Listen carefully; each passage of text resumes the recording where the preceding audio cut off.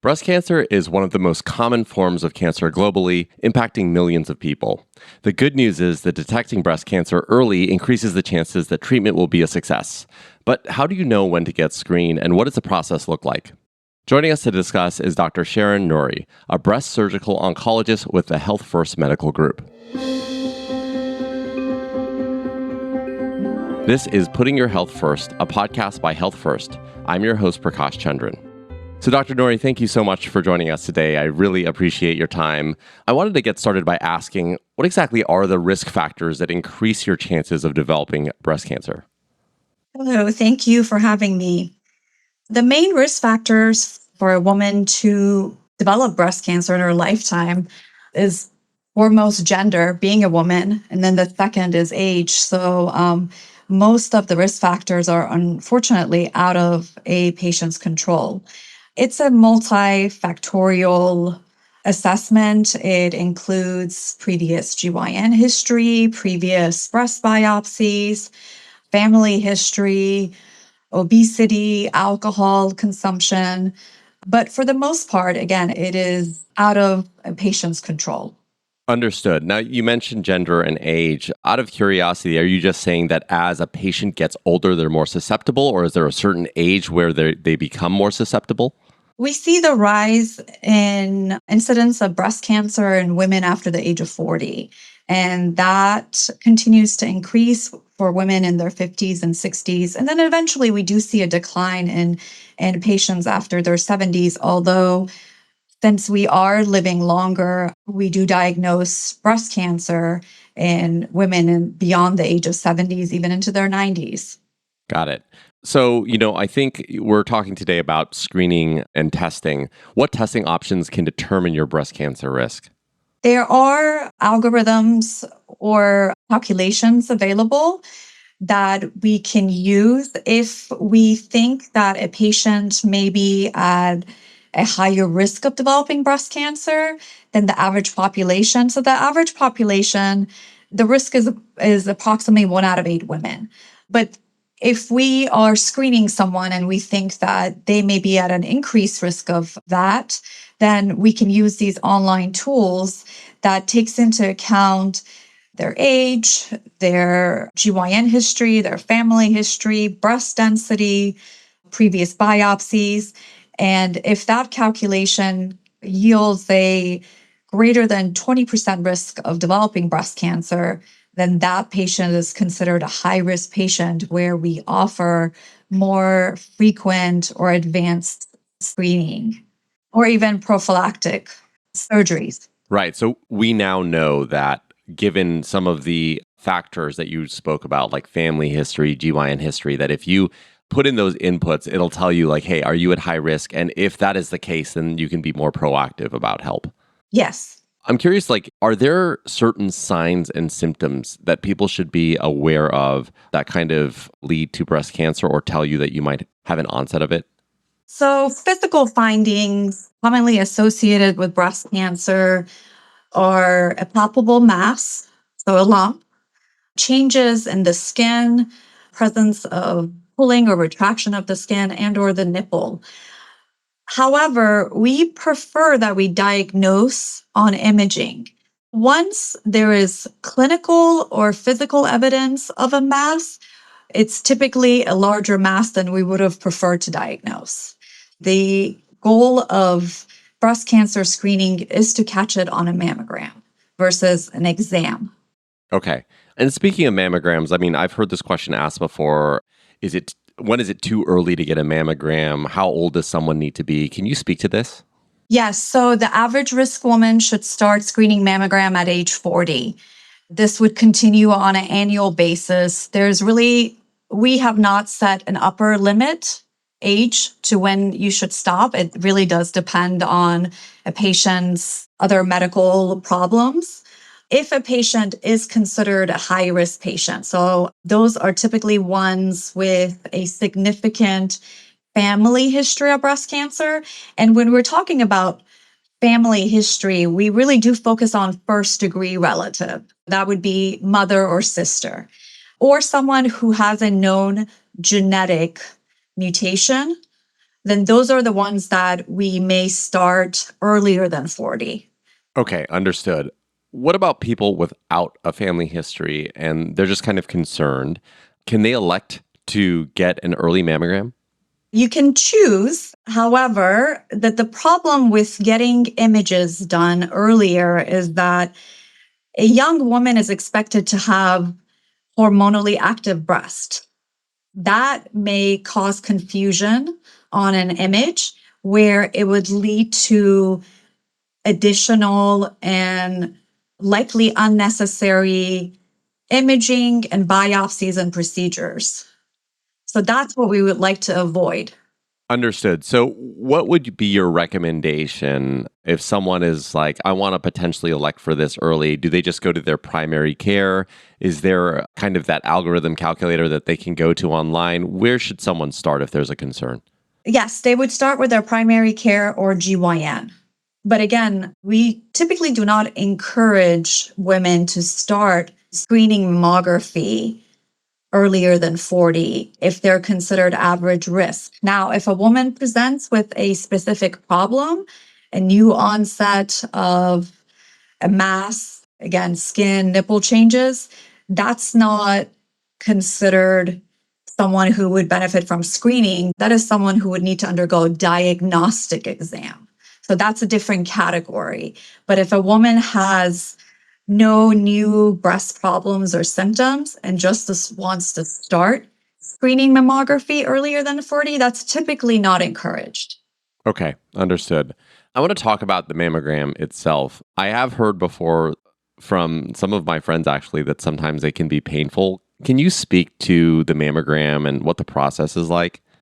Sure. So the mammogram, a screening mammogram, typically the process will take 10 to 15 minutes where they are usually taking multiple images of each breast at different angles.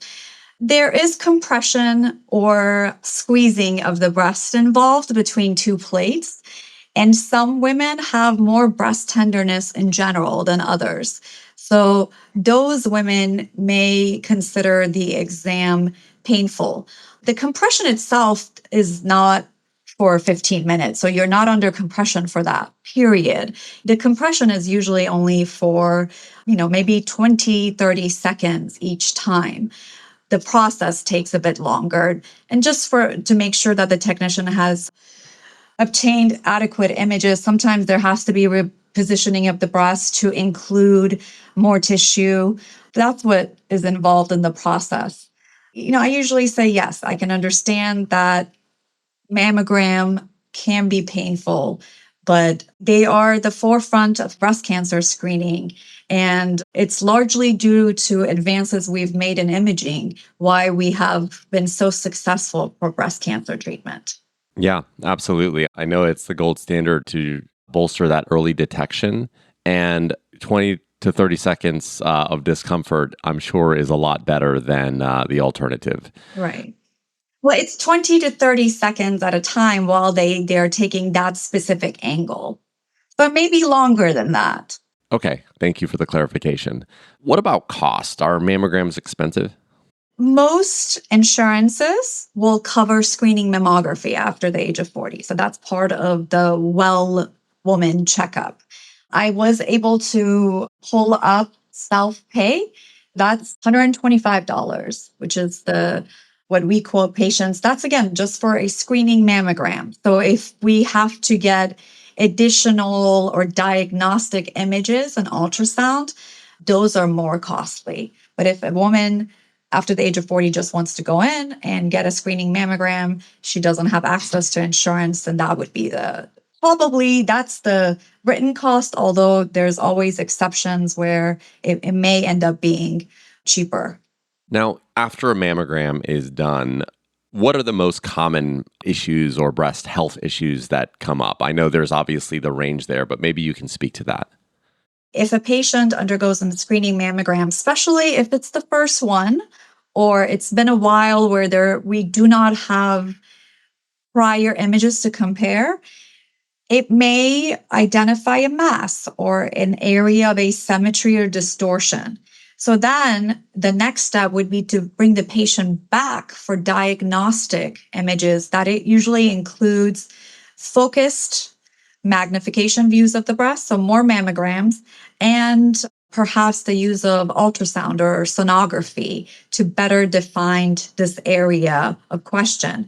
The majority of time when a patient has an abnormal mammogram and they come back for additional diagnostic images, that area ends up being benign. So no additional follow-up is necessary.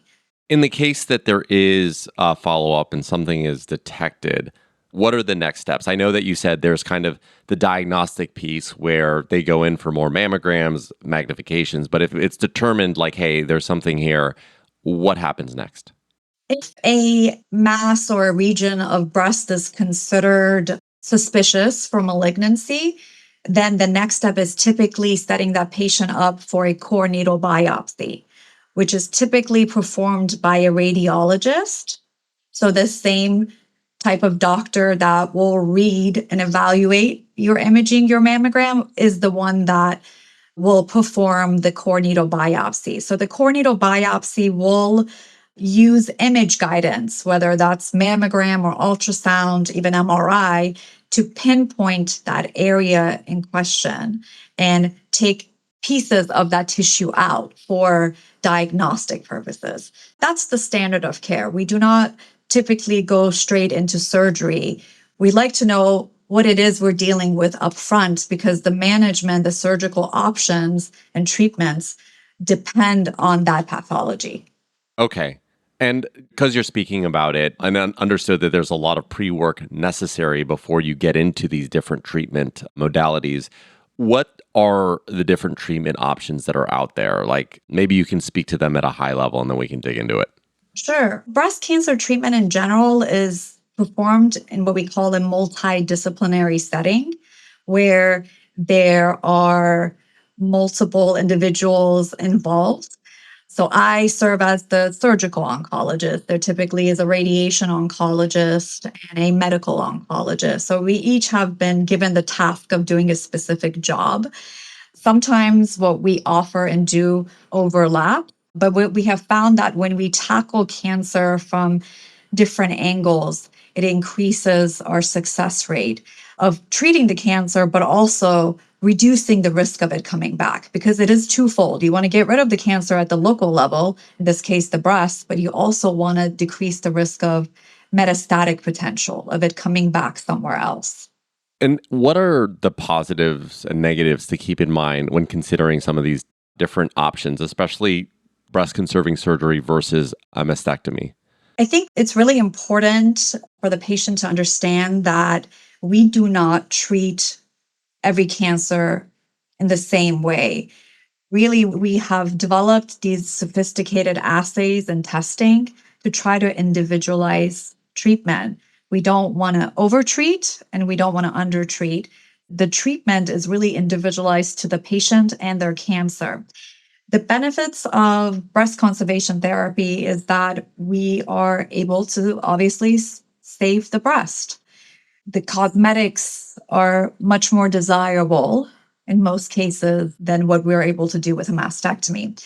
But also, what we have proven over decades is that for your early stage breast cancer, a lumpectomy typically with addition of radiation gives us the same overall prognosis and survival as a mastectomy.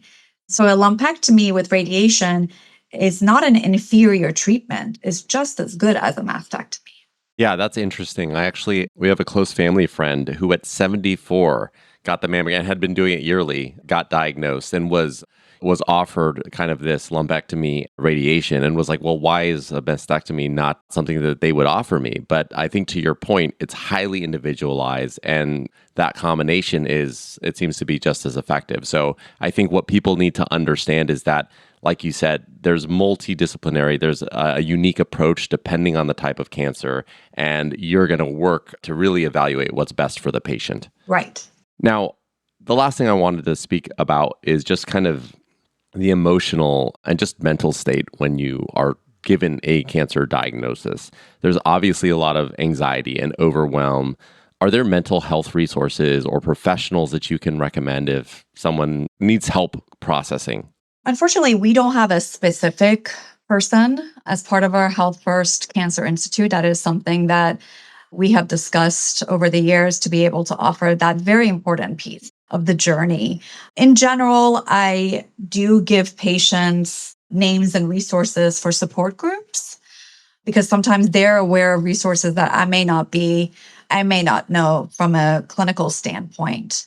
What I will say is that, my team here, I have a fairly large team and we offer a nurse navigator and we try to be here for the patient throughout each steps because it can be very overwhelming. It's very important to have that support group, but I do advise patients to be careful of all the information that they may get from outside sources, especially the internet, especially social media, because there are a lot of misconceptions out there regarding breast cancer treatment.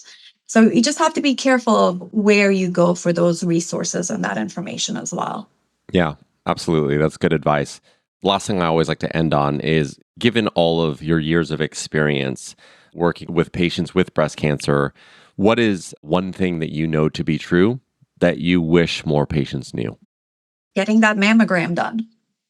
I think that is simple to the point and really poignant advice, right? Like, it's something that really can be this prevention mechanism of really just going in and being proactive really saves lives. So, Dr. Nouri, thank you so much for your time. Very much appreciate it. Absolutely. Thank you. That was Dr. Sharon Nouri, a breast surgical oncologist with the Health First Medical Group.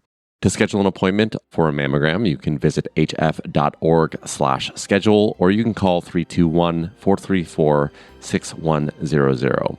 You can also learn more at hf.org/breasthealth. If you found this podcast to be helpful, please share it on your social channels and be sure to check out the entire podcast library of topics of interest to you. My name is Prakash Chandran. Thanks again for listening to Putting Your Health First. Be well.